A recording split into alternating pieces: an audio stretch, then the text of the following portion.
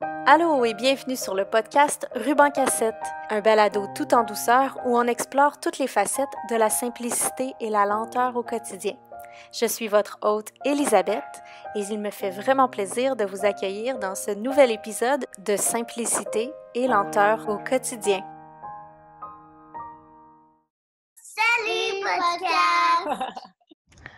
Bonjour, salut tout le monde. Comment vous allez aujourd'hui? J'espère que vous allez bien, que vous passez un beau début de mois de mars. Alors, pour plusieurs, c'est la semaine de relâche. J'espère que vous en êtes pas trop mis sur les épaules et que vous profitez de du bon temps avec vos enfants. Alors aujourd'hui, je profite d'un petit moment de tranquillité pour enfin enregistrer l'épisode de balado sur les garde-robes minimalistes ou les garde-robes capsules pour les enfants. Alors, si vous me suivez sur Instagram, vous avez vu la semaine dernière, j'ai fait un poll de questions. Je vous ai invité à poser vos questions parce que je préparais cet épisode. J'ai pas l'habitude de préparer les épisodes autant, mais là, je me suis dit, tant qu'à parler de ça, je suis allée chercher vos questions pour essayer d'y répondre le mieux que je peux. Alors, j'ai reçu plein de questions. C'est super. Fait que là, je vais discuter comme d'habitude du sujet, puis à la fin, je vais aller plus précisément répondre aux questions que j'ai reçues. Donc voilà, ça faisait un petit bout que j'avais envie de jaser à nouveau de garde-robe capsule. J'en ai parlé déjà quelques fois sur le blog. J'avais fait une vidéo sur YouTube aussi là-dessus. Puis j'en parle aussi dans mon livre. Mais comme les choses évoluent, puis j'avais des nouvelles choses à dire sur le sujet, il faut croire. Alors, ça me tentait de vous faire un épisode de balado aussi, parce que souvent aussi, quand on en parle, c'est différent que lorsqu'on lit l'information. Donc, voilà, je vous la parle aujourd'hui. Je vous la communique verbalement. Alors, j'en parle encore, c'est ça, parce que, en fait, c'est que ça change vraiment le quotidien. En tout cas, moi, ça fait une grosse différence. Ça fait une grosse différence pour moi en tant qu'adulte quand j'ai décidé de réduire ma propre garde-robe. Chose qui est beaucoup plus difficile pour moi de faire pour moi que pour les enfants. Mais quand je le fais aussi depuis le tout début avec les enfants, puis vraiment, c'est super simplifiant. Puis au début, quand j'avais juste Henri comme bébé, j'en avais pas tant que ça. J'avais pas tant de vêtements que ça, mais j'en ai encore moins aujourd'hui pour les enfants.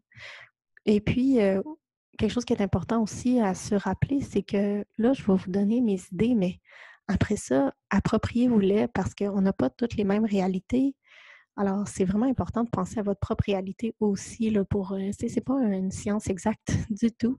Il faut relativiser puis prendre ce dont on a besoin puis cheminer là-dedans aussi. Donc, moi, maintenant, j'en ai moins, je trouve qu'on en a vraiment moins besoin que ce que je pensais que j'en avais besoin au début. Alors, les choses évoluent. Puis aussi, ça dépend des enfants. Mes 3 enfants sont vraiment différents et les 3 n'ont pas le même nombre de vêtements non plus parce qu'il y en a qui font plus attention, il y en a qui se salissent plus ou brisent plus leurs vêtements, donc ils n'ont pas le même nombre non plus, avec leur petite personnalité toute différente. Alors voilà, j'ai envie d'en parler encore parce que c'est vraiment top pour les enfants d'avoir moins de vêtements. C'est top pour eux. C'est pas juste moins de travail pour l'adulte, là, il y a vraiment beaucoup de bénéfices pour l'enfant, fait que je vais essayer d'en parler aussi dans l'épisode. Alors, vous avez peut-être vu sur Instagram encore qu'il y a quelques semaines, j'ai intégré les 3 enfants dans la toute petite chambre. Enfin, ils partagent la chambre qu'ils sont supposés de partager depuis la naissance de Scar. Sont enfin les 3 ensemble, donc j'ai réintégré tous leurs vêtements dans cette garde-robe-là. Donc, comme à la naissance de Scar, là, les 3 sont de nouveau dans le petit garde-robe, il est grand, dans le garde-robe de la petite chambre. Et encore là, ça avait généré beaucoup de questions quand j'avais partagé ça, parce que c'est pas nécessairement chose courante. On se rend compte que de faire partager des espaces comme ça entre la fratrie.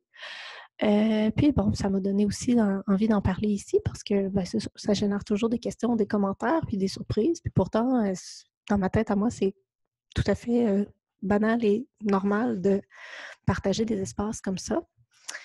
Alors, on s'entend, là, les vêtements et leur abondance, et peut-être pour vous une surabondance, là, c'est relatif à chacun, c'est à vous de déterminer où vous vous situez. Ça nous donne mal à la tête. Hein? Aux adultes, là, on entend ça souvent revenir, que la lessive, à quel point c'est lourd, puis que ça prend de la place, puis c'est décourageant. On sent qu'on croule sous les vêtements, les tiroirs débordent, on ne trouve plus rien. On retrouve des vêtements qui n'ont jamais été portés là, des mois plus tard, qui sont rendus trop petits, surtout quand les enfants grandissent vite. Ça représente vraiment de l'argent gaspillé, du temps gaspillé aussi, le temps qu'on a pris à les choisir, à les ramener à la maison, le temps qu'on a pris pour travailler, pour gagner les sous qu'on a utilisés pour les acheter. Puis là, ils n'ont jamais été utilisés, puis là, ils sont rendus trop petits. Puis ça, c'est parce qu'il y en a trop. On ne les voit plus. Alors, tout ça, c'est lourd.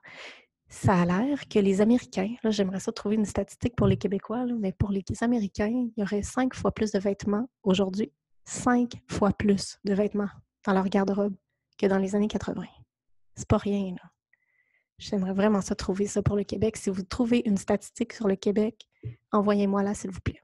C'est tellement malsain d'en posséder autant. C'est fou, là. Puis, tu sais, je me dis pas meilleur qu'un autre, là. Moi aussi, je passais par ça en masse. J'avais une garde-robe immense il y a quelques années. Puis, j'étais même pas une surconsommatrice. J'étais plutôt une accumulatrice. J'étais à la mi-vingtaine, puis j'avais encore des vêtements de mon secondaire, là, juste pour vous dire. C'est ça, j'accumulais. Donc, j'étais vraiment dans une surabondance, même en n'étant pas une surconsommatrice. Donc, c'était vraiment lourd. Alors, voilà, c'est fou comme statistique. Je sais que ça peut être un échappatoire là, ou un loisir pour plusieurs. Puis, j'entends ça souvent aussi, là, c'est difficile de résister à la tentation, comment faire, etc. Mais je pense vraiment qu'une démarche de simplification, là, c'est une super belle porte d'entrée pour réfléchir à ces questions-là, puis à essayer de comprendre pourquoi c'est un échappatoire pour nous ou pourquoi c'est un loisir pour nous quand il existe donc bien toutes sortes de loisirs dans la vie. Alors, ça peut être vraiment intéressant d'ouvrir cette petite porte-là qui peut être très inconfortable au début. Hein, évidemment, quand on commence à travailler sur soi, c'est pas toujours facile pantoute, mais c'est une belle porte d'entrée pour cette réflexion-là. Puis, c'est aussi une belle porte d'entrée pour se faire du bien au quotidien, pour vraiment réduire la pression au quotidien. Puis, voilà, et amorcer des changements plus profonds dans nos habitudes. Et voilà, mais ça fait vraiment du bien, là, je vous le conseille. De l'essayer au pire, là, vous pouvez entreposer des choses en attendant pour le tester, là, mais vous allez voir, ça fait du bien à tous les niveaux. Bref, bon. Alors, moi, au fil de ma démarche de simplification, de minimalisme pratique, là, nommez-le comme vous le voulez, j'ai vraiment rapidement constaté que, bon, vous l'avez peut-être vu dans mon livre, là, qu'un de mes plus gros irritants au quotidien, c'était le lavage puis la gestion des vêtements. Ça me tuait, là, ça me pesait tellement lourd. Tu sais, j'avais déjà accueilli Henri comme petit bébé avec un genre de minimum, là, mais c'était pas pantoute un minimum. Puis j'ai rapidement conclu que j'en avais trop encore puis que j'en voulais encore moins. Je voulais moins gérer du stock sur mes épaules. Alors, ça, c'était il y a 6 ans avec Henri, mon premier-né. Quand il y avait 3-4 mois, là, j'ai vraiment pété une coche, puis j'étais tannée de passer mon temps à faire du lavage, du pliage, du rangeage, du magasinage, du triage. Ça ne finissait plus. Puis ça finissait par être, me dépasser, puis me tanner. Puis, tu sais, j'en avais même pas assez pour en oublier derrière le fond des tiroirs, là. J'en oubliais pas et j'en avais pas assez pour oublier un morceau puis qu'il fasse plus après. Je trouvais quand même que j'en avais trop puis que ça représentait trop de travail dans mon quotidien. Ça me tentait plus, tout simplement. Ça fait qu'à partir de ce moment-là, j'ai créé une garde-robe minimaliste pour Henri. Puis après ça, j'ai continué à les créer au fil du temps avec les 2 autres enfants qu'on a eus, hein, Paul et Oscar. Et j'ai jamais regardé en arrière, tout simplement. Et j'aime ça, les vêtements. Je trouve ça super beau. Je trouve ça cute. J'adore quand mes enfants sont bien habillés. J'aime les textures. J'aime les couleurs. Si vous me connaissez, vous le savez à quel point j'aime les textures. Puis l'assemblage de textures, puis de matières, puis de patterns. Mais ça ne fait pas le poids avec la simplicité au quotidien que ça m'apporte. Puis un ne va pas sans l'autre. Tu sais, on peut avoir vraiment une garde-robe vraiment simplifié, mais avec juste des choses qui nous plaisent, puis qui sont super belles, puis qui sont faciles à agencer entre elles.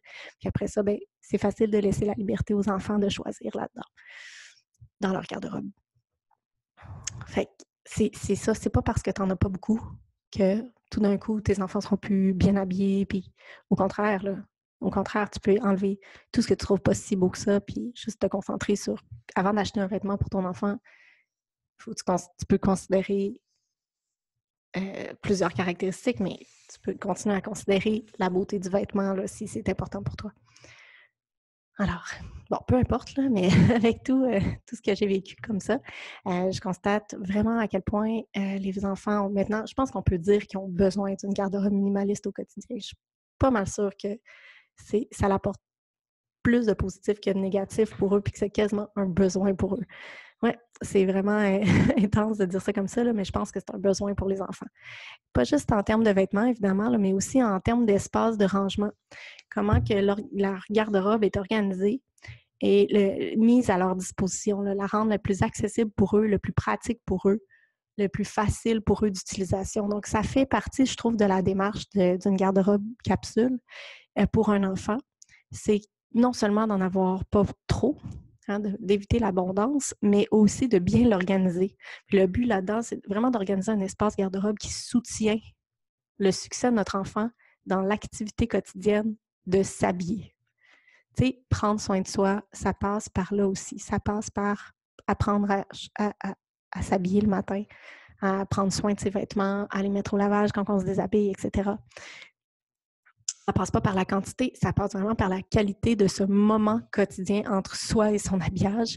Puis le fait d'en avoir pas beaucoup, puis de bien le disposer pour l'enfant, ça va vraiment faciliter là, cette action-là au quotidien. Puis un enfant qui vit ce succès-là au fil du temps va vraiment prendre confiance en lui pour cette activité-là qu'on lui demande de faire à chaque jour. Pour un petit, pour un enfant, là, ça rime vraiment beaucoup avec soutenir son autonomie là, dans ces activités-là qu'il est capable de faire lui-même.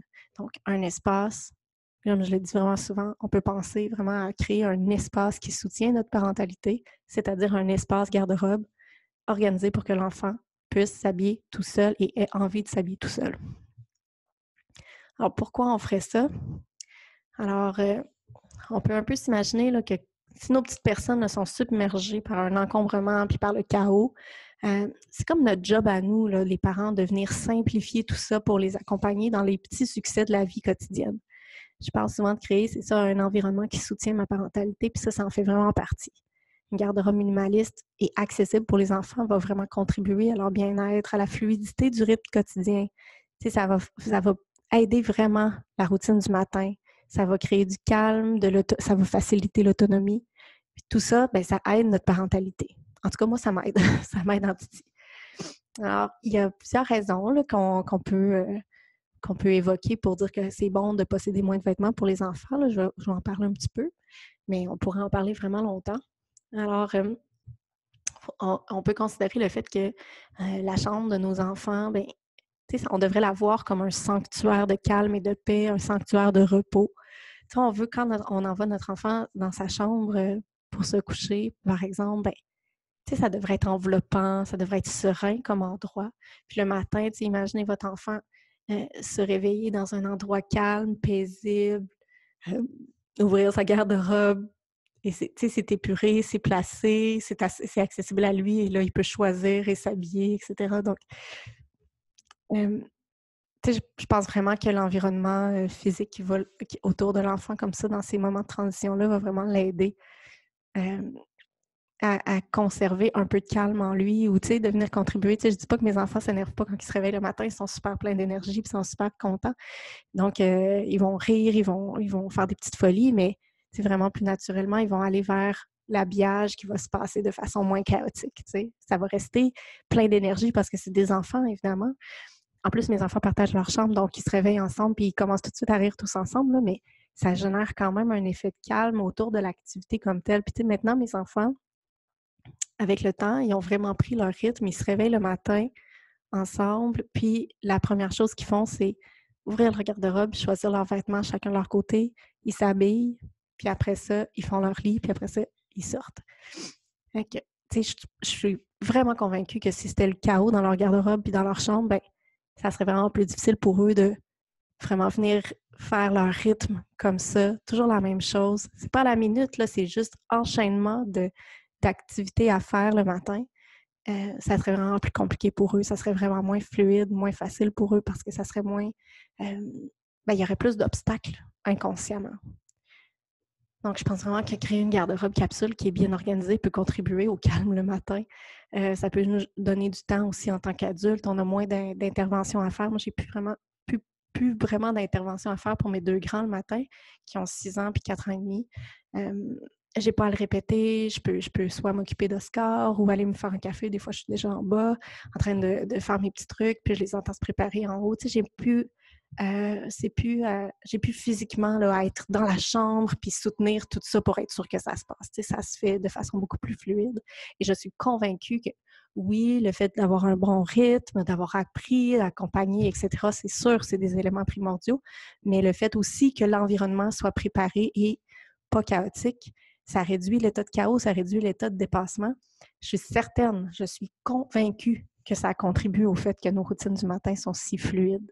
Je suis certaine. Puis la recherche a vraiment bien démontré aussi que simplifier notre environnement de façon générale contribue vraiment fort à notre santé émotionnelle, puis aussi à celle de nos enfants. OK, c'est pas juste attribuable aux vêtements, encore là, mais ça en fait partie du tout. Ça fait partie c'est un élément qui nous concerne à tous les jours, à tous les matins. On se lève, on doit s'habiller. On doit aussi ranger nos vêtements, on doit les laver, les trier, les penser, les organiser, etc. au fil des jours. Donc, tu sais, ça fait partie quand même de nos choses à faire. Donc, ça fait partie de notre vie, ça fait partie de notre quotidien. Donc, ça fait partie d'un tout de cohérence, tu sais. Fait que ça va affecter aussi nos enfants de la même façon. Puis, Kim John Payne, l'auteur de Simplicity Parenting, de qui aussi j'ai eu ma formation de Simplicity Parenting Family Life Coach, quel nom interminable, associe quand même plusieurs comportements des jeunes d'aujourd'hui qui proviennent beaucoup de comportements difficiles des jeunes qu'on voit de plus en plus, qui viennent en partie du fait qu'on est dans un monde où tout est too much, tout est trop rapide, il y a une surabondance matérielle, d'informations, de bruit, tout ça. Les enfants sont comme toujours en surstimulation sensorielle, sont submergés, sont dépassés par tout ce surplus de choses et d'informations autour de nous, autour d'eux, puis ça cause un stress qui est non nécessaire. Simplifier l'environnement des enfants, encore là, ça va venir éliminer une partie de ce stress qui n'est pas nécessaire. C'est un stress qui n'apporte rien à la vie. Ce n'est pas un stress un stress positif là, qui nous pousse à nous dépasser ou à poser une action ou à réagir, etc. C'est un stress non nécessaire.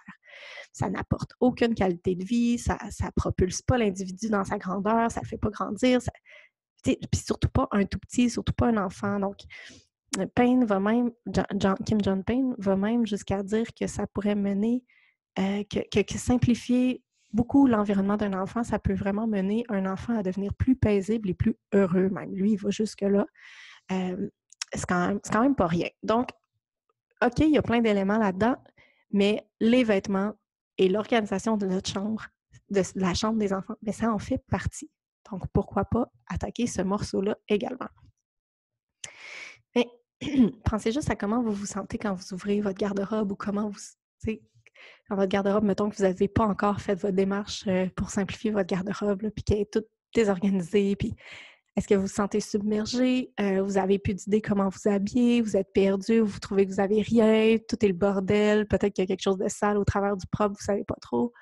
On a un syndrome du « j'ai rien à mettre » devant un garde-robe plein, là, c'est super classique. En tout cas, moi, ce bordel-là, cet encombrement-là, ça me fait pas me sentir bien. Puis souvent, je me sens comme découragée. Des fois, je vais avoir, devant ce genre de situation-là, je vais avoir envie de tout laisser aller. Puis, ça va s'accumuler au sol. Puis, je vais me sentir moche en dedans aussi.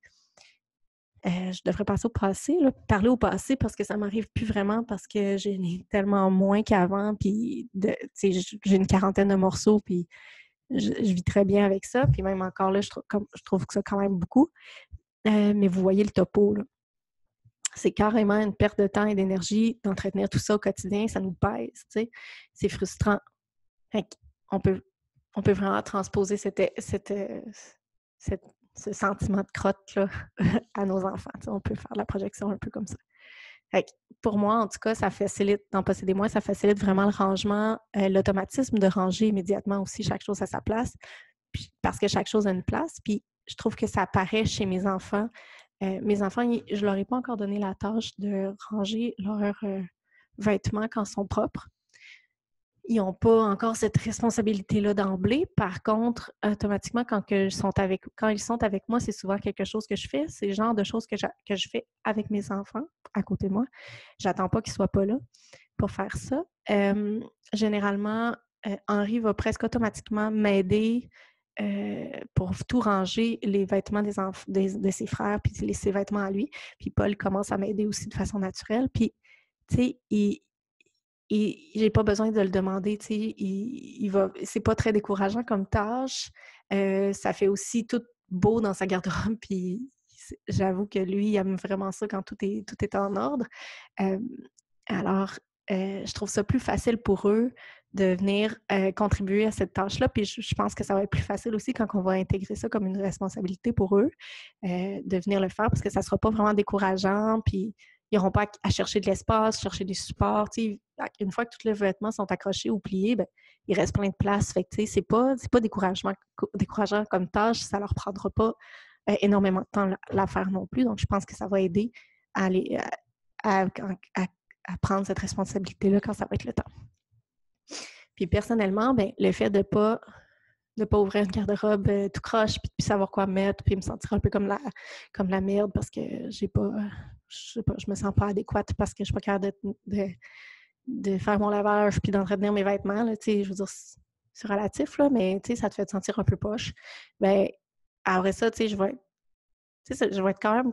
Je vais me tourner, je vais sortir de ma chambre, puis je vais me sentir un peu moche. Fait que je vais être peut-être moins patiente avec mes enfants. Je vais peut-être être un peu frustrée ou indirectement frustrée ou un peu de mauvaise humeur, ben, tu sais, j'ai éliminé cet irritant-là. Fait que, tu sais, ça m'apporte pas nécessairement directement du bonheur comme tel, mais ça enlève tellement un irritant au quotidien que, tu sais, j'ai plus d'espace pour être calme, patiente avec mes enfants, puis pour prendre du temps pour moi, etc. Donc, tu sais, ça fait vraiment une différence. Un autre aspect super important pour moi de ces garde-robes-là pour les enfants, c'est vraiment que ça fait fleurir leur indépendance. Je viens d'en parler déjà un peu là, de comment ça se passe chez nous, mais vraiment, là, c'est magnifique à voir aller. Là. Puis les auteurs du livre, que j'adore ce livre, Montessori from the Start, les auteurs de ce livre-là disent que trop de choix dans trop d'aspects de la vie de nos enfants devient accablant pour eux et ça crée de la confusion dans leur tête, surtout pour les enfants en bas âge. Dans ce cas, au lieu de construire de la confiance en eux, ça peut la freiner, voire la détruire. Donc, encore là, les vêtements, ce n'est qu'un seul aspect du grand schème de la vie, là, mais quand même, ça en fait partie. Et comme je disais tantôt, on a un contact quotidien avec nos vêtements, donc, tu sais, ça en fait partie. Puis en offrant un nombre qui est raisonnable et restreint de vêtements à nos enfants, on peut venir soutenir leur autonomie, leur désir naturel de choisir leurs vêtements et l'action de s'habiller aussi. C'est plus facile de la soutenir. Devant un garde-robe rempli, débordant, l'enfant va se sentir découragé, il va peut-être juste abandonner la tâche, puis on va devoir répéter plus souvent ou venir l'habiller avec lui, puis ça va être plus lourd. Il va peut-être aussi être dans un cercle vicieux de se changer d'outfit 15 fois avant d'être prêt pour aller déjeuner. Là. Fait que, tu sais, ça réduit quand même ces possibilités-là d'en avoir moins. Et puis là, c'est ça. Tu rentres dans le cercle vicieux. Habille-toi, allez, dépêche-toi, quoi, t'es pas encore habillé, tu sais, ainsi de suite. Là. C'est vraiment facilement très négatif, là, la roue qui tourne du matin. On peut donc vraiment venir faciliter, rendre plus fluide notre rythme du matin. On peut venir créer un rythme plus doux, plus naturel pour l'enfant, où l'enfant contribue activement à sa part de la routine qu'il doit faire, avec beaucoup moins de distractions. Je ne dis pas que votre enfant ne sera plus distrait. C'est normal qu'un enfant soit distrait de ce qu'il a à faire de temps en temps. Là, c'est typique d'un enfant, mais il va avoir moins de distractions quand même. Ça va l'aider à se concentrer sur ce qu'il a à faire. Puis, c'est ça, un enfant qui est un peu moins distrait, qui se concentre un peu plus facilement sur ce qu'il a à faire le matin, bien, ça aide notre job de parent en titi.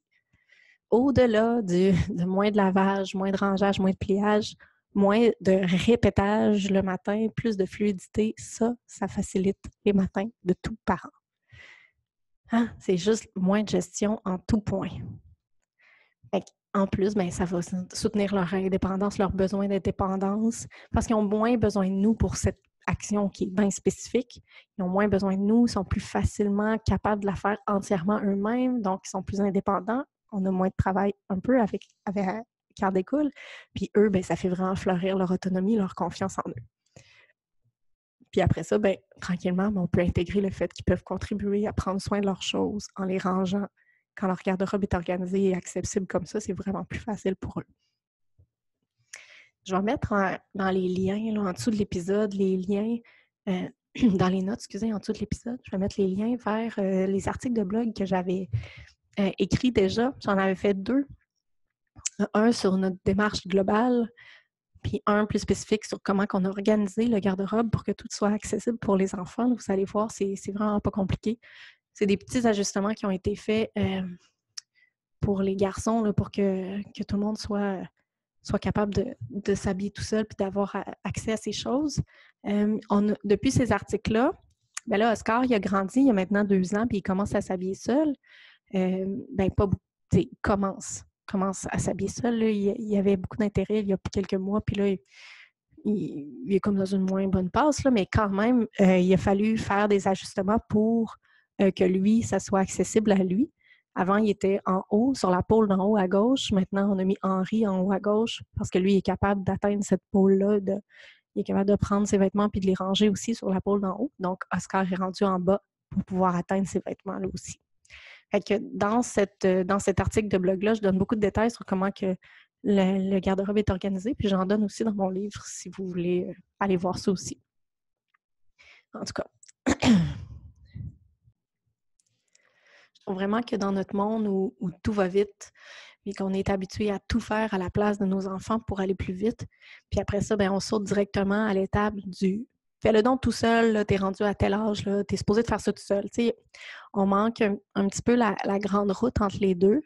Bien, le fait d'avoir un environnement qui est préparé, qui soutient notre parentalité, l'autonomie de nos enfants, ça aide vraiment à cheminer cette démarche-là entre le fait que l'enfant n'est pas encore capable de faire quelque chose, puis le fait qu'il devrait donc être capable de le faire puis de le faire tout seul à tel âge. Bien, entre les deux, il y a une grande route, puis de faire ces démarches-là, ça aide vraiment à soutenir cette démarche-là entre les deux pour faire fleurir cette autonomie naturelle, qui est tellement... que les enfants veulent tellement avoir dans le fond. Surtout si en plus on est attentif puis qu'on attrape la roue au moment où est-ce que l'enfant montre un gros intérêt. Là. À ce moment-là, ben, ça facilite encore plus. Tous les enfants, un moment donné, ont envie d'essayer de s'habiller tout seul, puis là, c'est vraiment difficile, puis souvent, on fait « je vais t'habiller ». Ben, le plus on peut les guider à ce moment-là, le plus facile, ça va arriver par lui-même, au lieu de quand ils perdent l'intérêt de leur période sensible, comme dirait Maria de Montessori, ben, ils vont quand même être capables de le faire, mais ça va prendre plus de motivation pour il va falloir un peu plus insister là, pour qu'ils le fassent et que ça devienne une routine pour eux. Alors, c'est ça. Donc, dans les articles de blog, je donne aussi des trucs généraux là, pour combien j'ai de morceaux, comment choisir des morceaux qui vont bien ensemble, qui vont bien s'agencer au fil du temps, etc., au fil des années aussi. Donc, je vais tout mettre les liens dans la description de l'épisode parce que là, j'ai le goût d'aller directement aux questions Instagram.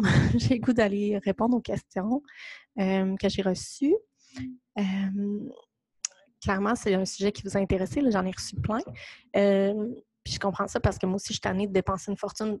J'étais tannée de dépenser une fortune dans le linge. Puis je suis contente de ne pas avoir dépensé une fortune dans le linge pour enfants, mais je suis pleinement consciente que c'est facile parce que c'est vraiment beau. Puis il y a vraiment une grosse offre, une trop grosse offre.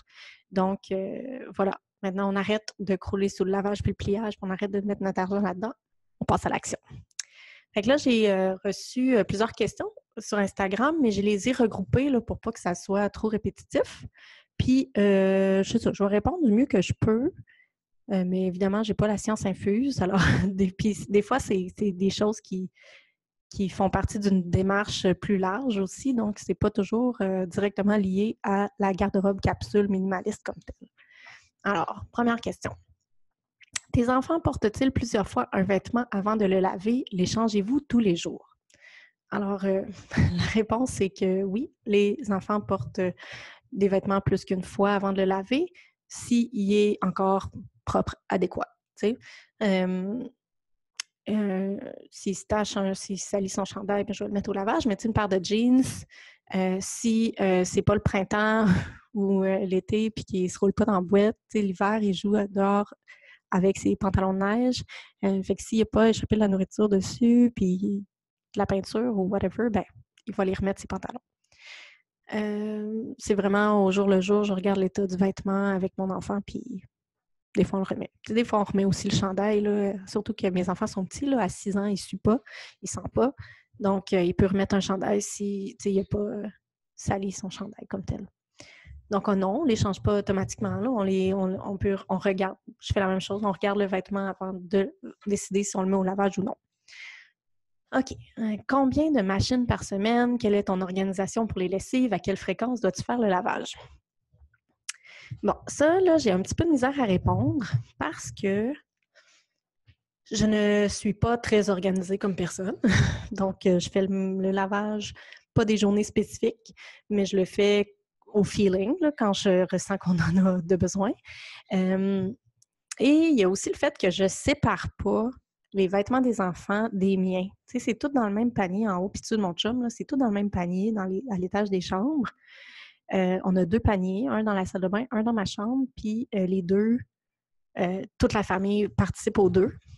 Puis, il faut aussi se dire qu'on a le lavage des trucs de la cuisine aussi qui entre en ligne de compte. Alors, on n'utilise rien de jetable. Donc, on a plein de guenilles, de linge à vaisselle. On a tous nos petits linges pour laver les visages, pour se moucher, etc., laver les mains. Donc, tout ça aussi, c'est du lavage. Fait que, tu sais, quand je descends le lavage, je descends toutes les choses en bas. Fait que, tu sais, des fois, ça se mélange. Puis, j'ai aussi les couches lavables. Mais ça, je les mélange pas, évidemment. Mais donc, je fais du lavage à peu près aux 2 ou 3 jours. Mais ça va pas être les vêtements des enfants, là. Tu sais, ça va être soit les vêtements des enfants, soit mes vêtements, soit les serviettes, soit les petits linges de cuisine, puis les linges à vaisselle, puis les guenilles, ça va peut-être être les couches. Fait que, voilà. Si je faisais juste le lavage des enfants, ben, je ferais 2 brassées par semaine. Je pense que ça ressemblerait à ça. Je pense que je serais capable de dire ça. Parce qu'il y a aussi le fait qu'à chaque fois que je vais en bas, nous, notre salle de lavage est dans le sous-sol, puis il y a une toilette dans le sous-sol. Puis à chaque fois que je vais en bas, je regarde si je pars un lavage ou non. Fait que je pars un lavage, c'est ça, aux 2 ou 3 jours maximum, mais 3 jours, là, c'est trop parce que, justement, à cause des linges de cuisine puis des couches, là, oublie ça. Fait que, disons, aux 2 jours. Puis, c'est ça, je pars le lavage. Ce que ça fait aussi, c'est que j'ai jamais des grosses brassées à plier parce que, comme mettons que je fais 2 brassées dans la semaine pour mes enfants, ben c'est pas beaucoup de vêtements, là. C'est sûr que c'est un peu plus parce que j'ai 3 enfants, mais ça représente pas beaucoup de vêtements parce que tu calcules 3 jours, 3 enfants, 3 outfits. C'est pas beaucoup de vêtements.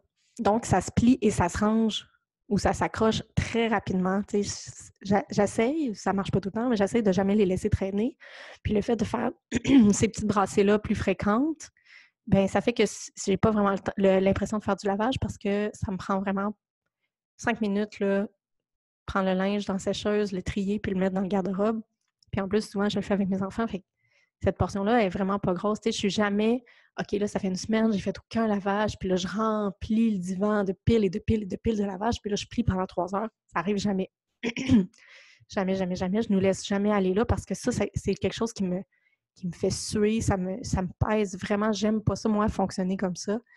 Ça, c'est un choix personnel, là. J'aime mieux en faire un peu plus fréquemment puis que ça paraisse pas que je fais du lavage. Tu sais, j'ai un peu l'impression que j'en fais jamais, mais en même temps, j'en fais tout le temps parce que c'est pas gros, tu sais. C'est jamais gros dans ma garde-robe, dans mon quotidien, excusez. Fait que voilà.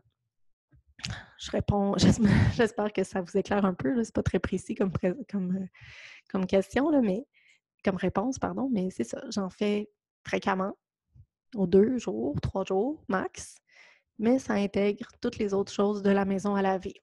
Voilà. Puis les lits, ben là, ça, c'est une chose à part. Je le compte pas là-dedans. Voilà. Donc, la prochaine question, combien de tenues par enfant? Combien de vêtements pour chaque catégorie? J'aimerais un guide pour chaque item, etc. J'ai peur de manquer. Ça aussi, c'est revenu quand même souvent. Bon, combien de tenues par enfant? Moi, je ne fonctionne pas par tenue, dans le sens que tous les chandails de mes enfants vont aller plus ou moins bien avec tous leurs pantalons. Je dis plus ou moins bien parce que des fois, bon, c'est pas super l'idéal, là, comme, mettons que Paul, il prend son pantalon fleuri puis qu'il le met avec sa chemise carottée, c'est pas toujours l'idéal, là, mais la plupart des vêtements vont être beaux en mix and match. Donc, j'y vais pas par tenue. Combien de vêtements par catégorie? Ça, j'en parle dans l'article de blog, mais grosso modo, là, tu sais, les enfants ont 5 paires de pantalons parce que sur 7 jours, ils peuvent en mettre, il y en a qui peuvent mettre 2 fois. Puis, ils vont avoir 7 chandails à peu près, là. Ça va être un mix de chandails à manches longues ou de t-shirts. Puis, ils ont quelques chandails chauds ou vestes à mettre par-dessus. 3, 4. Ouais. Ça ressemble à ça, en gros. Ça ressemble à ça, en gros. As-tu expérimenté de ne garder que 7 paires de bas, 7 sous-vêtements? Ben, c'est comme ça qu'on fonctionne. Les gars ont... ben là, ils ont reçu des bas à Noël. Donc, il faudrait que je compte. Oui, ils ont reçu des bas à Noël. J'adore ça. Il faudrait que je compte combien ils sont rendus. Mais généralement, quand c'est moi qui achète les bas, parce qu'on a besoin de bas, je calcule toujours, en fait, 5 paires de bas par enfant. Donc, là, les 3 enfants portent les mêmes bas. Et les 3 enfants, ben, mes 2 plus grands portent les mêmes bobettes. Et donc, j'ai une dizaine de bobettes pour faire 5 jours. Dans le fond, je calcule de faire 5 jours d'un coup mais au final, je fais du lavage aux 3 ou 4 jours, aux 3 jours, pardon, aux 2 ou 3 jours, mais je calcule d'avoir environ 5 pour 5 jours de vêtements. Donc, les gars, ils ont 5 paires de bobettes chacun. Donc là, on a une dizaine de paires de bobettes, puis une quinzaine de paires de bas parce que là, les 3 portent les mêmes bas. Mais les bas, on n'en a pas 15. Là. La logique dirait qu'on en aurait 15, il doit en avoir 12 paires à peu près. Donc, c'est ça. Mais les 3 portent les mêmes bas, c'est tout dans le même panier, dans la garde-robe, les mêmes bas dans le même panier, puis toutes les mêmes bobettes dans le même panier. Éventuellement, bon, ils auront leur propre bobette, là, mais là, à cet âge-là, ça ne fait aucune différence. Après ça, bon.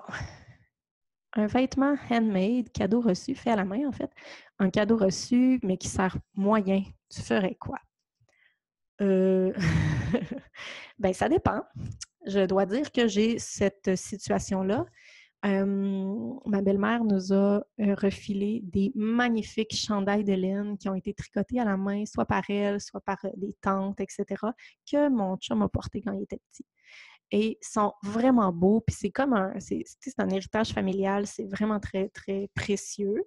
Donc, les enfants les mettent de temps en temps, mais ils ne les mettent pas si souvent que ça. Puis ces chandails-là, ben, je les laisse dans leur garde-robe. Il y en a que je garde dans un panier en haut du garde-robe. Mais c'est vraiment parce que je vais le passer au suivant dans la famille après. Donc, c'est ça. Donc, si c'était pas aussi précieux, je ne sais pas si je le garderais. Mais là, c'est extrêmement précieux pour la famille. Donc, dans ce cas-là, on fait une exception sur nos principes puis on les garde. C'est ça, hein, questionnez-vous sur ce que ça vous apporte comme joie. Là. Moi, cet élément-là, je fais pas ça pour tout, là, je garde pas plein de jouets puis plein d'affaires pour en refiler plus tard. Mais ces chandails-là, le fait que mon chum les a mis, que son frère les a mis, que ça soit ma belle-mère qui les a fait, ils ont de l'histoire. Elle nous les a prêtés. Mes garçons, ils les portent. Pas trop parce qu'on veut pas les user non plus. Encore là, vous voyez, des fois, il y a des petites contradictions. Puis écoutez, c'est pas grave, là. C'est pas une science infuse, puis c'est pas grave. Vous n'êtes pas moins bon parce que vous faites pas ça à la lettre. Voyons donc, c'est vraiment correct. Là. Ben moi, je me donne la permission de les garder parce que je trouve ça précieux. Puis quand quand quelqu'un d'autre dans la famille aura un enfant, ben nous, on va pouvoir leur refiler, puis ça va être à leur tour d'avoir ces trésors-là dans la famille, tu sais. Fait que c'est ça. Fait que, voilà. Que faire des gens qui veulent donner des cadeaux ou qui en donnent tout simplement? Bon, je sais que c'est pas ça que la personne voulait dire, là, mais on fait rien avec ces gens-là comme tels. Là. On gère peut-être le stock, mais ça, là, c'est une question qui revient tout le temps. Mais dès qu'on parle des fêtes, qu'on parle de Noël, qu'on parle de tout ça, là, les cadeaux, ça prend de la discussion. De l'ouverture. Il faut aussi donner beaucoup de... être très indulgent envers ces personnes-là aussi parce que, ils ne sont pas à la même place que nous dans leur cheminement. Puis c'est pas nécessaire. Leurs valeurs ne sont pas moins bonnes que les nôtres. Même si c'est pas ça que nous, on veut pour notre famille. Puis, moi, j'ai un peu comme principe que le cadeau a servi sa vie, dans le fond, quand il a été donné. Puis après ça, si ça te pèse comme objet dans ta maison, si ça te brime ton quotidien de posséder cet objet-là dans ta maison, ben t'es pas obligé de le garder, là. Tu as le droit de tu sais, la personne, c'est vraiment généreux, elle t'a fait un cadeau, elle a fait un cadeau à ton enfant, whatever. Puis, tu sais, après ça, si ça te fait suer de l'avoir, puis ça t'en fait trop à gérer, puis que ça te pèse, ben tu as le droit de le laisser aller, là. Tu peux le prendre en photo. Tu sais, la personne ne s'en rend peut-être même pas compte non plus. C'est ça. Mais après ça, pour prévenir en amont, bien, ça prend de la discussion, tu sais, ça prend de partager ton processus, parler au jeu aussi, tu sais, vraiment beaucoup parler pour soi, là, pas commencer à créer de la chicane, là, ça ne vaut pas la peine de créer de la chicane, les relations humaines sont plus importantes que le matériel, et ça marche dans ce cas-là aussi, tu sais.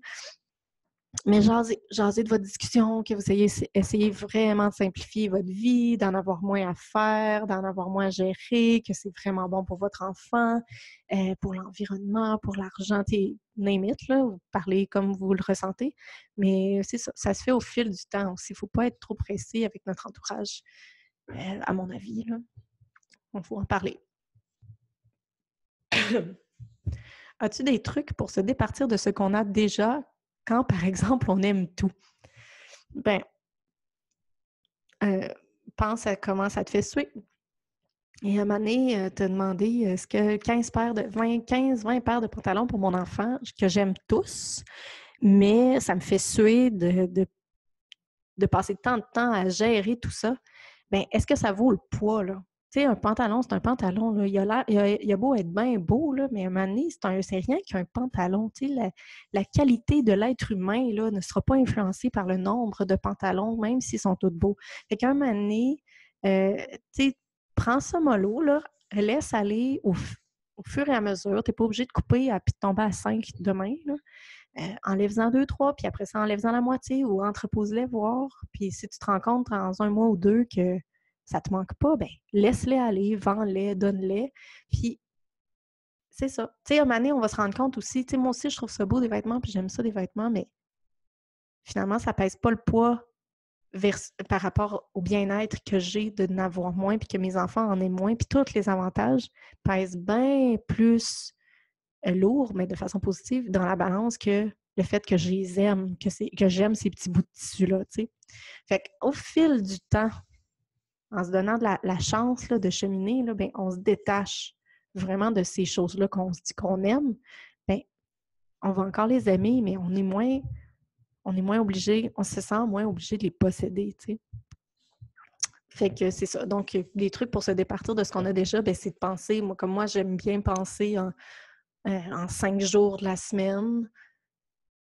Puis je veux aussi que mes enfants soient super confortables dans leurs vêtements, qu'ils soient assez neutres aussi pour être facilement matchables. Comment je fais pour me départir? Ben, j'ai plus à me départir des vêtements des enfants comme tel parce que... Mais c'est ça. Je pense que crée-toi une série d'outfits pour tes enfants, puis le reste, mets-les dans une boîte, puis tu vas voir ça avec quoi tu peux te débarrasser. Puis tu sais aussi, en les regardant un après l'autre, vraiment là, dans tes mains, là, en sortant tout, puis là, le faire à la Marie Kondo, là, puis les prendre chacun, là, un après l'autre. Là. Non seulement ça te fait réaliser à quel point tu en as vraiment beaucoup, puis que ça peut être suffocant, mais aussi tu vas peut-être te dire, ah ben finalement, tu sais, ben lui, je l'aime, mais ceux-là, je les aime tellement plus que, tu sais, même si lui, je l'aime, je suis capable de le laisser aller plus facilement, tu sais. Parce que là, tu les vois un après l'autre, tout ensemble. Donc, voilà. Alors, que fais-tu? Achat neuf, de seconde main, éthique, est-ce que tu privilégies des marques safe ou de seconde main, etc.? Bon, alors là, ça, c'est une question que je considère qui n'est pas nécessairement... C'est lié, là, mais c'est pas directement concerné par la garde-robe capsule comme telle, mais c'est une très bonne question. Alors, comme je l'ai déjà dit dans mon Instagram aussi, je fais à peu près 50-50 entre l'achat neuf et l'achat de seconde main. Au travers mon achat neuf, il y a quelques morceaux éthiques, mais malheureusement, écoutez, on ne peut pas être parfait, hein? Je suis loin d'être parfaite. Il y a encore beaucoup de vêtements qui viennent de méchants magasins, vraiment. Par contre, là, je parle pour mon premier, parce qu'après ça, tous les vêtements de mon premier qui sont encore en bon état vont pour mon deuxième, puis après ça, ils vont pour mon troisième. Donc, il y a dans la balance de tous les vêtements, il y a plus que 50% des vêtements qui sont réutilisés, qui sont comme de seconde main. Mais en termes d'achat, c'est à peu près 50-50. Ce que j'achète, c'est de seconde main. J'achète beaucoup des amis qui ont des goûts fantastiques, puis des super beaux vêtements, puis qui m'y refilent. Puis eux, je suis chanceuse parce que j'ai des amis qui achètent éthique aussi, fait que c'est le fun parce que je peux acheter des vêtements de seconde main éthique. Puis il y a des super beaux groupes Facebook aussi. Mais moi, j'aime pas ça dépenser beaucoup de sous non plus dans les vêtements, donc des fois, ça va me prendre vraiment du temps à acheter un morceau parce que je veux pas non plus payer cher. Fait que, puis ça, cher, c'est relatif pour chaque personne, mais au moins de pouvoir passer par ces groupes-là ou par ces amis-là, bien, ça me permet d'avoir des super beaux vêtements éthiques à vraiment un meilleur prix. Mais, par exemple, je n'achèterai pas un vêtement à 25$ qui est seconde main d'un designer éthique. Ça, je trouve ça encore trop cher. T'sais. Fait que c'est ça. Fait que l'idéal, ça serait vraiment d'acheter juste de l'éthique. En fait, l'idéal, c'est d'acheter juste du seconde main, mais c'est pas réaliste dans ma situation. J'ai pas assez d'accès je trouve que j'ai pas assez accès facilement à une banque de vêtements seconde main. Et je ne vais pas au Village des Valeurs. Fait que c'est ça. Je vais beaucoup à la ressourcerie de mon quartier, qui est dans l'église du quartier, Saint-Jean-Baptiste. J'adore aller là et je trouve beaucoup de choses là. Sinon, les groupes de mes amis, les groupes Facebook puis mes amis.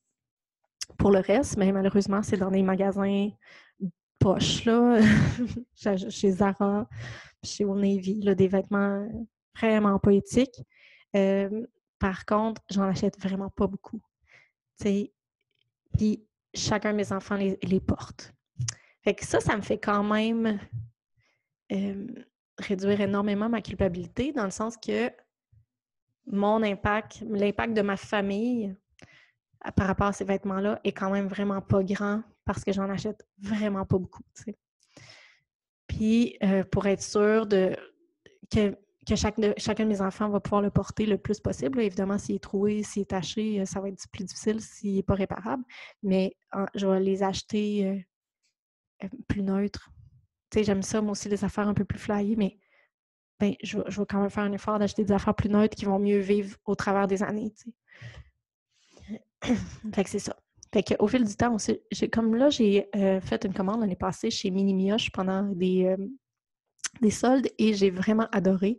Donc, au fil du temps, je vais pour mes achats neufs, je vais privilégier ce genre de marque-là parce qu'il est possible de trouver avec des prix plus intéressants des vêtements éthiques. Donc, je me mets pas de pression pour que ça soit tout parfait. Vraiment pas. Puis, je chemine comme vous cheminez. Donc, moi aussi, je vais être une bonne personne puis je vais acheter des bonnes places.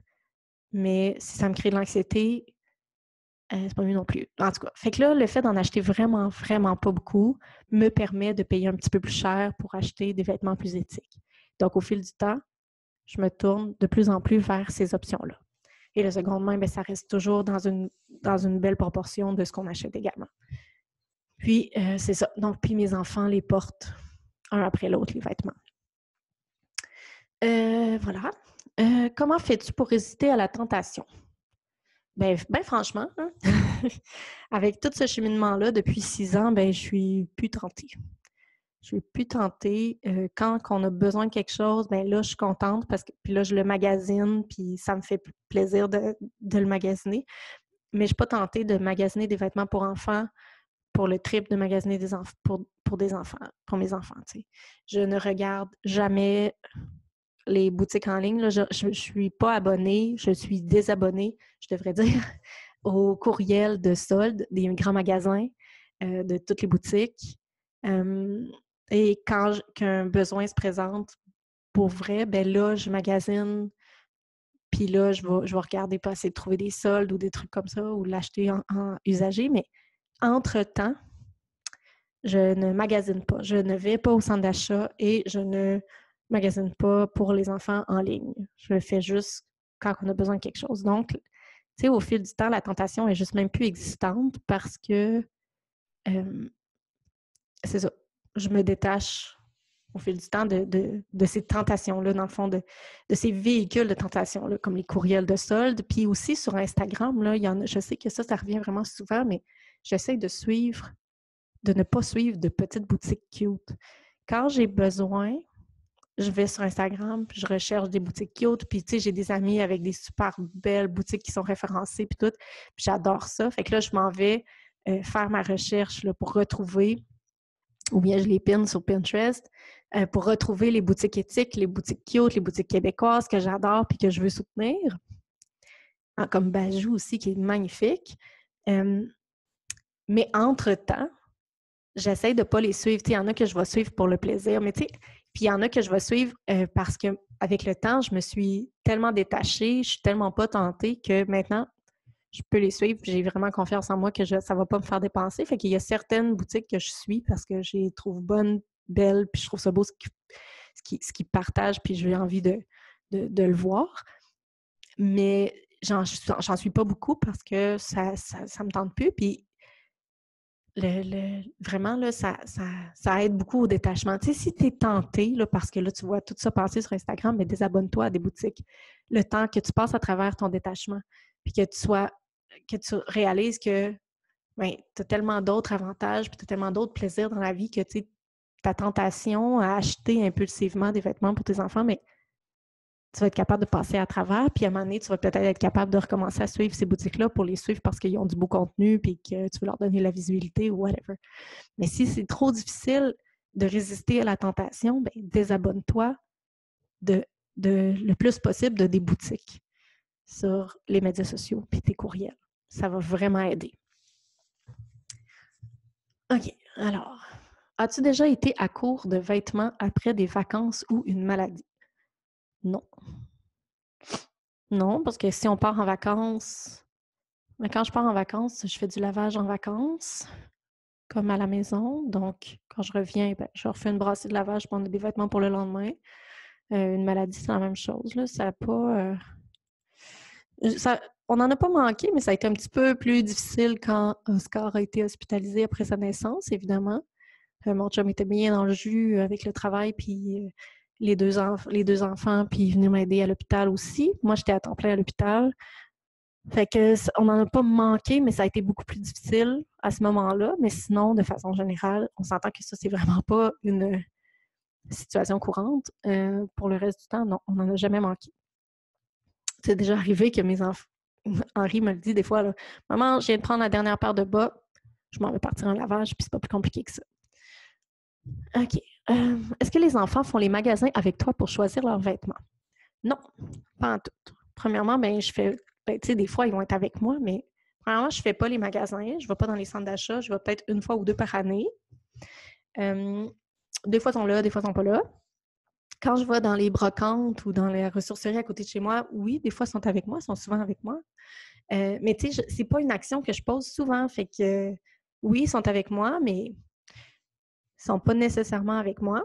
Puis si j'achète leurs vêtements, des vêtements neufs, bien, j'achète en ligne. Puis là, ça, non, ils ne le font pas avec moi. Présentement, à l'âge de mes enfants, je considère que j'ai encore la responsabilité de choisir ce qu'ils ont dans leur garde-robe. Mais évidemment, je prends en considération leur personnalité et leur goût, tu sais. C'est pour ça que Paul a un super funky pantalon fleuri, puis il y a une robe. Paul a une robe parce qu'il voulait tellement avoir une robe, puis il en rêvait, puis ça a duré pendant des mois. Fait que j'ai acheté une robe. Les garçons, Henri, longtemps, sa couleur préférée était rose. Fait que je m'assurais qu'il y ait toujours un chandail rose au fil des années, etc. Donc, je prends en considération leur goût, leur unicité, c'est super important. Mais c'est ma responsabilité pour l'instant, à leur âge, de choisir leurs vêtements pour garnir leur garde-robe. Puis leur responsabilité, c'est de choisir dans leur garde-robe parmi ce qu'ils ont pour s'habiller le matin. Donc, pour l'instant, c'est comme ça qu'on se rejoint. Récemment, j'ai acheté un habit de neige pour Henri et je l'ai acheté en ligne, puis il y avait le choix entre 2 couleurs, puis ça donnait qu'il était proche de moi, fait que je lui ai demandé s'il y avait une préférence entre les 2 couleurs. Mais c'est moi qui avais fait toute la démarche pour trouver ces 2 habits de neige-là, si je peux dire. Fait que, tu sais, le choix entre 2, ça me dérangeait pas, mais je l'aurais pas fait regarder l'écran là, avec les 50 choix, puis c'est trop pour un enfant, puis moi, j'ai d'autres critères que la couleur à respecter, donc, tu sais, voilà, ça élimine beaucoup de possibilités de déception puis de chicane. Puis, il y a quand même, à son âge, une belle responsabilité de choix puis une belle autonomie de choix parce qu'il ouvre sa garde-robe puis il met ce qu'il veut, puis je ne vais jamais passer un commentaire sur comment il va avoir agencé ses vêtements au quotidien. T'sais, même si des fois, je trouve ça... Moi, j'aurais pas fini ça ensemble ou, tu sais, des fois, c'est pas l'idéal ensemble, mais écoute, je suis tellement fière de lui dans ses choix que je dis jamais rien. Il s'habille comme il veut. Mais c'est moi qui garnis leur garde-robe. OK. Alors, le rangement entre les bébés me chicote, on vend ou on garde? Alors, ça, c'est une très bonne question. Je pense qu'il faut faire un peu des deux. Moi, entre chaque enfant, dans le fond, mes enfants sont rapprochés, fait que j'ai pas beaucoup d'entreposage à faire. Vraiment pas. Puis ce que j'ai fait aussi, c'est que mon entreposage est limité. J'ai un bac, j'ai 3 bacs dans le sous-sol. Un bac, un bac d'affaires de bébé que je veux garder au cas où. Mais c'est un bac. Tu sais, c'est pas plein de bacs, là. Tu sais, dans le fond, j'ai de 0 à 2 ans dans un bac. Fait que si on avait un autre enfant, j'aurais ça. Dans le fond, j'ai gardé, dans le fond, dans ce bac-là, mes plus beaux morceaux de 0 à 2 ans. Les plus beaux, ceux qui vraiment, je vais être donc bien fière de remettre à mes prochains, si j'ai un autre bébé, ce qui risque pas d'arriver. Mais voilà, j'ai gardé ces morceaux-là. Puis le reste, je les ai donnés. Je les ai donnés pour qu'ils servent. Parce que si dans 3 ans, on décide qu'on n'en aura pas finalement, ça ferait 3 ans que tout ce stock-là dormirait dans mon sous-sol quand il aurait pu vraiment servir à plein de monde, empêcher plein de vêtements de s'acheter, tu sais. Fait que j'aime mieux le donner. Mais évidemment, je garde les quelques morceaux vraiment là, qui me tiennent à cœur, là, vraiment les plus beaux morceaux, je les garde. Mais le reste, je le passe au suivant. Je trouve ça super important. Fait que soit que j'en ai donné, soit que j'en ai vendu, mais je veux pas que ça dorme parce que je veux que ça serve, tu sais. Pendant que ça dort, ça ne sert pas à quelqu'un d'autre. Puis si je le passe au suivant, mais là, ça peut servir à quelqu'un vraiment beaucoup. Tu sais, ça peut servir à quelqu'un qui est dans le besoin. Comme je dis aussi, ça empêche les nouveaux vêtements de se faire acheter. Fait que, tu sais, je veux pas que ça dorme. Fait que c'est pour ça que je me garde une limite dans ce que je conserve entre mes enfants, mais en même temps, je veux qu'ils les réutilisent aussi. Pour mes 2 plus vieux, ils sont tellement proches en âge que j'ai toujours pris du côté d'Henri, puis je l'ai mis directement du côté de Paul. Fait que j'ai pas d'entreposage à ce niveau-là. Puis entre Paul et Oscar, il y en a plus là, d'entreposage quasiment parce que Paul est tout petit, puis Oscar est quand même un plus chunky comme enfant, donc ils se rejoignent déjà à 2 ans puis à 4 ans et demi. Mais Paul, là, je vois quand ses vêtements vont plus y faire, ils vont aller directement du côté d'Oscar, ça va déjà être correct, tu sais. Fait que dans mon entreposage, j'ai un bac de choses de bébé 0-2 ans, un seul bac. J'ai un bac de souliers, dans le fond, mes 3 enfants, leurs souliers, leurs bottes de pluie, leurs sandales, c'est dans un bac. Puis mon 3e bac, c'est les choses d'été. Les choses d'été, puis les quelques morceaux là, que je me suis fait donner, que j'aime pour vrai, puis que les enfants vont mettre un peu plus tard. Dans le garde-robe, sur la tablette du haut, j'ai 2 paniers. Puis ça, ben, c'est les vêtements pour la prochaine grandeur. Si ça donne que j'ai trouvé un vêtement usagé ou un vêtement vraiment pas cher qui me plaît, qui fit avec ce qu'on a besoin pour la prochaine saison. Pas la prochaine saison, mais la prochaine grandeur. Bien là, je le mets dans le panier en haut. Mais ça, c'est la limite. Puis je veux pas avoir toute une garde-robe de prête déjà, là, parce que c'est plus je change la garde-robe, dans le sens que je change quasiment un morceau à la fois. Mais au moins, en étant très accessible dans le haut du garde-robe, ben, je peux jamais passer à côté, là. C'est comme là, Henri, il y a 2 t-shirts dans sa garde-robe quotidienne, mais le printemps va arriver, puis il va avoir besoin de chandails à manches courtes, puis j'en ai 3-4 dans ce panier-là qui sont prêts pour lui quand il va mettre des t-shirts au lieu des chandails à manches longues. Fait que ça, c'est déjà prêt. Mais j'en tiens pas plus que ça. Puis ils sont très accessibles en haut. Voilà. Puis les shorts, ben, sont dans le bac d'été en bas, le bac dont je parlais, là, un des 3 bacs.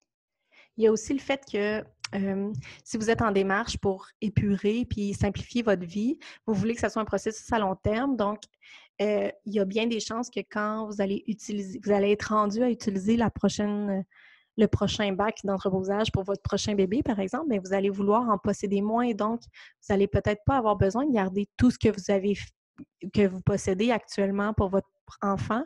Si vous voulez globalement posséder moins, déjà, vous allez en avoir besoin de moins. Donc, je pense que c'est tout à fait correct d'épurer à fond puis de se garder juste un bac par enfant ou par saison. Je ne sais pas, gardez ça comme vous avez envie, quelque chose pour vous sentir à l'aise, mais ça donne, en donnant un contenant, puis en se disant, moi, je n'entrepose pas plus que cette quantité-là, bien, ça vient vraiment faire un bel équilibre entre réutiliser les vêtements pour les prochains enfants, puis aussi ne pas s'encombrer inutilement, puis se sentir embourbé.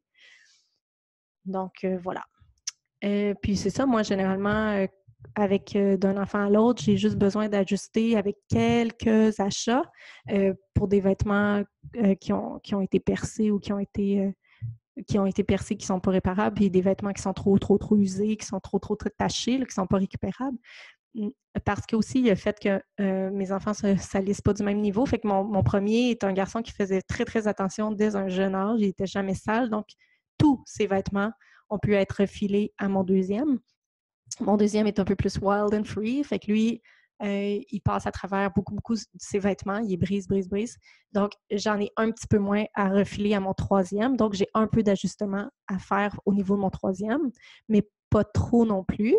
Surtout le fait que j'en veux encore moins, on en a encore moins besoin que ce que je pensais à mon premier, donc, tu sais, j'ai pu me rendre jusqu'à mon troisième avec pas trop d'achats. Puis aussi, la famille en donne en cadeau. Des fois, là, si c'est la fête, comme là, c'était la fête de 2 ans à mon fils en janvier, puis ben, j'ai demandé de lui acheter quelques vêtements pour ajuster sa garde-robe. Parce que, tu sais, il y a assez de jouets, puis à 2 ans, ben, il n'y a pas tant de conscience d'un cadeau comme tel. Fait que c'est ça.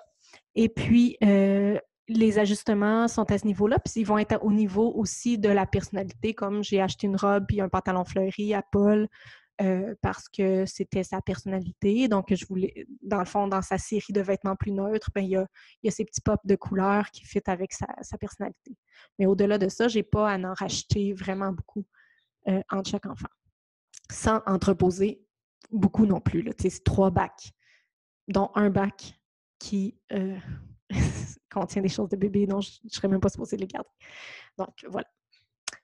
Des trucs pour matcher des vêtements sans avoir 100 morceaux. Bon, ça, j'en parle dans mon premier article de blog, là, que je vais mettre le lien sous l'épisode, mais j'utilise vraiment beaucoup les neutres puis les classiques. Comme ça, tu n'as pas besoin de beaucoup de vêtements, puis tu peux toutes les agencer ensemble, tu sais. Donc, j'achète des vêtements surtout unis, dans des couleurs plus neutres, puis je vais venir mettre quelques pops de couleurs, puis, mettons, une rayure, un carotté au travers pour donner de la texture. Mais tous les vêtements ne sont pas avec de la texture. T'sais, tous les vêtements ne sont pas avec 4 couleurs. Tous les vêtements ne sont pas avec des logos. Bien, j'essaie de ne pas mettre de logo. Tous les vêtements ne sont pas carottés. T'sais, il va y avoir 1 ou 2 vêtements carottés, 1 ou 2 vêtements rayés, plusieurs vêtements neutres. Puis là, j'ajoute souvent les couleurs puis les textures avec les chandails de laine ou les cotons wattés parce que dans le fond, ta garde-robe, elle peut être toute neutre puis tu viens vraiment changer la nature de ton outfit avec la veste. C'est un peu le principe que j'utilise en tant qu'adulte moi-même. Puis c'est ça. Puis après ça, ben, il y a comme par exemple, mon beau Henri, lui, il adore utiliser une des petites vestes sans manches à son bébé frère. Puis lui, il adore mettre des nœuds papillons aussi. Fait que, tu sais, il se crée des outfits avec ces éléments-là sans nécessairement en avoir beaucoup, ben, sans en posséder beaucoup, en fait. Fait que voilà, la neutralité, ajouter des accents de couleur ou de texture à travers.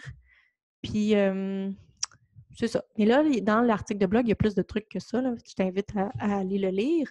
Mais grosso modo, c'est vraiment mes trucs de base. Après ça, si tu avais une fille, combien de robes serait suffisant selon toi? Ben, je sais pas. Je sais pas, ça dépendrait de ma fille. Est-ce qu'elle aime ça porter des robes? Si elle aime ça porter des robes plus que des pantalons, ben elle peut avoir plus de robes. Si elle aime pas ça porter des robes, je vais y en acheter juste une pour une occasion spéciale, puis c'est tout. Mais si elle aime ça, ben peut-être que ça va être 3 robes ou 4 robes, puis juste 2 paires de pantalons. Ou... Clairement, elle n'aurait pas 10 robes. Non, parce que personne n'a besoin de 10 robes dans la vie. Même si tu portes des robes à chaque jour, tu n'as pas besoin de 10 robes. Fait que voilà. J'espère que ça répond à ta question, mais écoute, j'ai pas de fille. Puis, je sais que l'offre de vêtements de filles est incroyable aussi, là, elle est intense. Faut pas embarquer là-dedans. Je suis certaine que c'est quand même assez un terrain glissant, mais bon, voilà, j'ai pas de fille.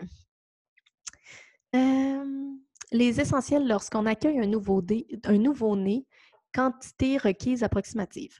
Encore là, ça, c'est un autre article de blog que j'avais écrit, accueillir un bébé dans la simplicité. J'ai aussi une section dans le livre qui porte spécifiquement là-dessus, sur le nombre que je suggère. Donc, je vais mettre les liens vers ça pour le nouveau-né.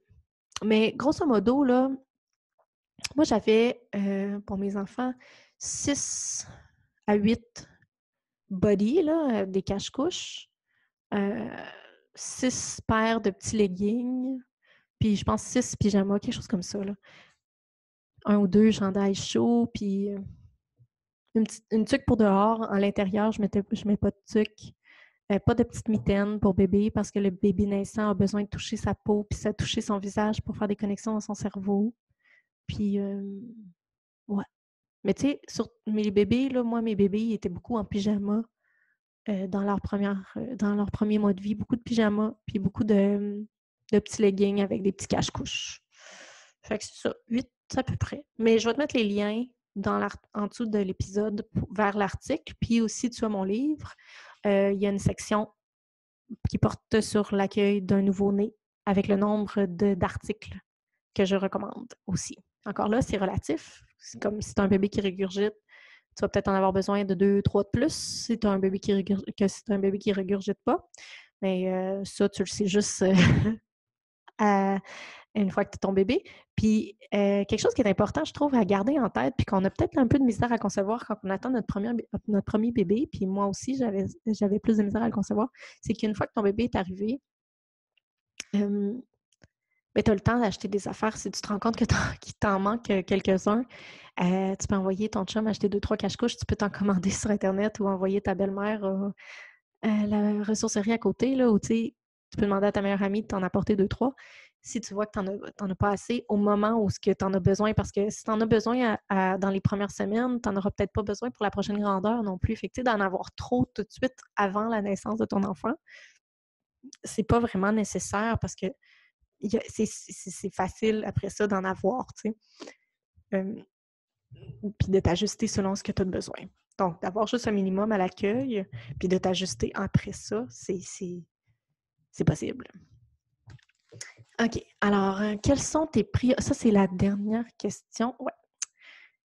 Je pense. Quelles sont tes priorités? J'aimerais épurer. Je suis consciente d'en conserver trop. Je conserve trop pour éviter de dépenser inutilement l'année suivante. J'ai 3 garçons. Bien, ça, c'est un peu ce que j'ai déjà répondu par rapport à l'entreposage. Moi aussi, j'ai 3 garçons, puis je dépense pas inutilement l'année suivante. J'utilise vraiment ce que j'ai, mais je conserve avec parcimonie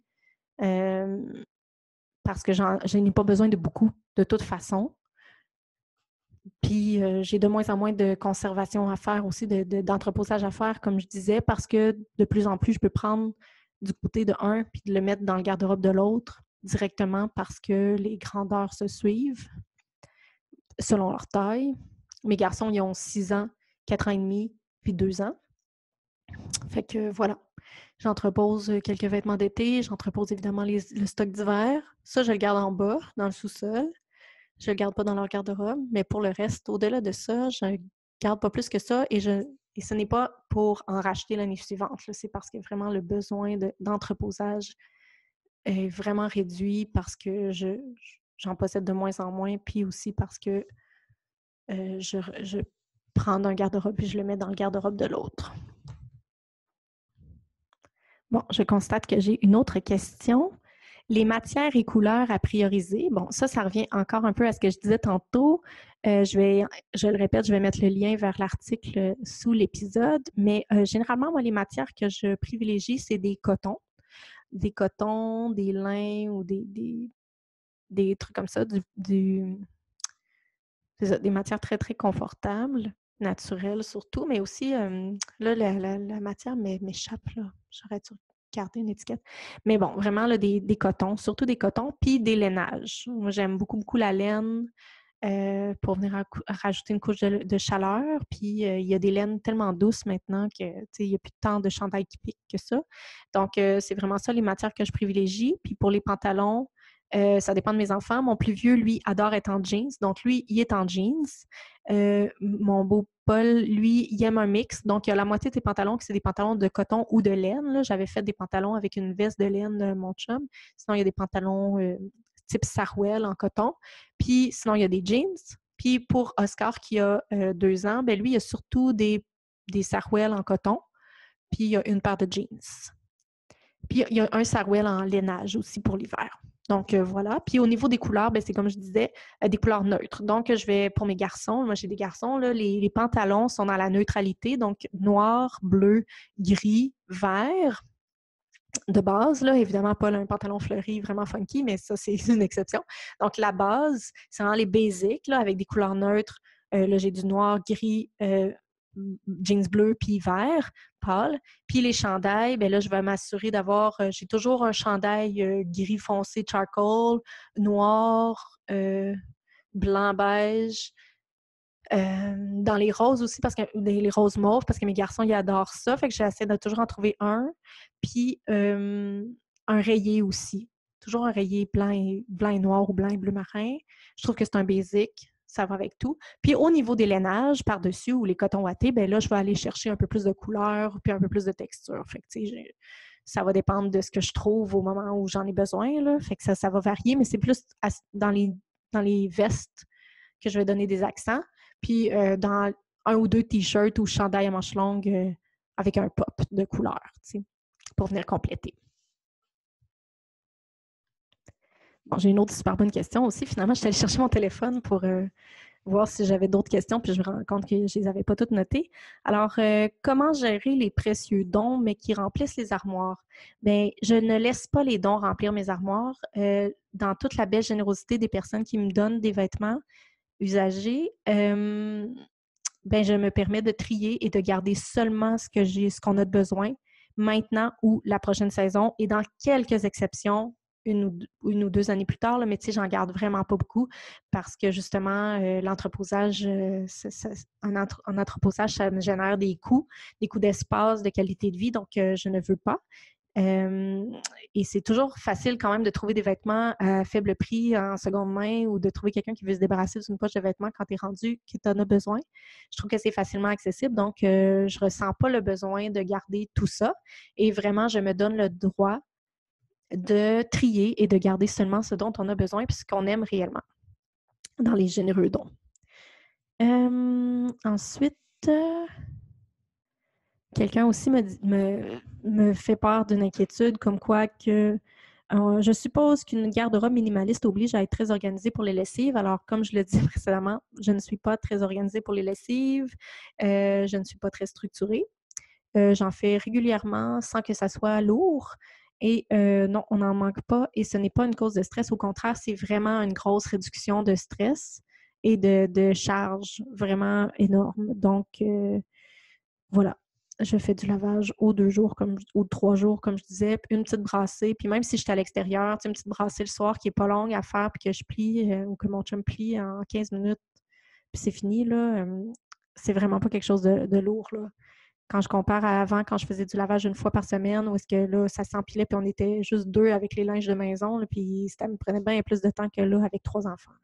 Puis, tu sais, c'est sûr, soyons réalistes, une famille de 5, ça génère du lavage, même si on n'en a pas beaucoup, mais on est beaucoup plus consciencieux avec le lavage qu'on l'était. On met moins le linge au lavage automatiquement sans l'avoir regardé, puis on l'a-tu vraiment porté, puis est-tu vraiment sale, tu sais. Fait que non, c'est ça. On n'est pas organisé. Ça prend pas une grande organisation de la lessive. Tu peux trouver l'équilibre qui te convient. Il y en a qui aiment ça, faire ça toujours aux mêmes journées, au même moment, puis c'est bien correct aussi, là. Alors voilà, ça fait le tour de l'épisode. Puis là, je ne sais pas combien de temps ça fait que je parle, mais j'ai l'impression que ça fait vraiment longtemps. Donc, je vais arrêter ça là, ça va être interminable comme épisode. J'espère vraiment que ça vous aura inspiré à réduire la quantité de vêtements pour vos enfants et que ça vous aura aidé pour de vrai. Que ça vous aura donné des trucs. Si vous voulez plus de précision, comme je vous disais, allez consulter les articles de blog puis la vidéo YouTube que j'avais déjà écrit sur le sujet. La vidéo YouTube est intégrée aux articles de blog directement. Donc, je vais mettre les liens sous le podcast il y a un article qui traite plus de la philosophie, donc nos choix. Là-dedans, vous allez trouver des trucs pour matcher les vêtements, comment les magasiner, etc. Puis dans l'autre, c'est l'organisation de la garde-robe comme telle, donc des idées pour euh, la disposition des vêtements pour que ça soit accessible aux enfants. Nous, on suspend, puis on a des paniers pour ranger facilement accessible, là, ranger les bas, les bobettes, les pyjamas. Donc, ça, c'est dans des paniers accessibles aux enfants. Tout a une place, tout est vraiment clair. Donc, les enfants sont très facilement impliqués dans tout ce processus-là. Un autre truc que je viens de penser, que je voulais partager avec vous, c'est de réduire les surfaces horizontales pour limiter les accumulations puis les bordels aussi. Donc, si vous voyez qu'il y a trop de tablettes dans votre garde-robe, bien ça vous incite à entreposer. Puis ça peut être aussi, c'est comme des appels à bordel, si on peut dire. Donc, une fois que vous avez trouvé votre équilibre en termes de nombre de vêtements, puis que vous avez repensé votre organisation, bien, n'ayez pas peur d'enlever des surplus de tablettes ou des surplus de commodes aussi. Si vous voyez que vous en avez assez puis que vous n'avez pas besoin de ce surplus-là, gardez-les pas au cas où. C'est vraiment des appels à l'accumulation puis au bordel. Donc, ça fait une grosse différence d'éliminer des surfaces horizontales. Voilà, donc je vous laisse là-dessus. J'espère que ça vous a intéressé. Si vous avez d'autres questions puis des trucs à rajouter, là, on est tellement une belle communauté, là, vous avez sûrement plein de trucs à partager. Je vous invite à tout laisser ça dans les commentaires en dessous de l'épisode pour qu'on continue la discussion puis qu'on continue à partager nos trucs. Puis voilà, n'hésitez pas à partager l'épisode aussi aux personnes dans votre entourage, sur vos réseaux sociaux, si ça peut sûrement intéresser et aider quelqu'un autour de vous. Et voilà, et je vous souhaite une super belle journée et je vous dis au prochain épisode. Bye bye!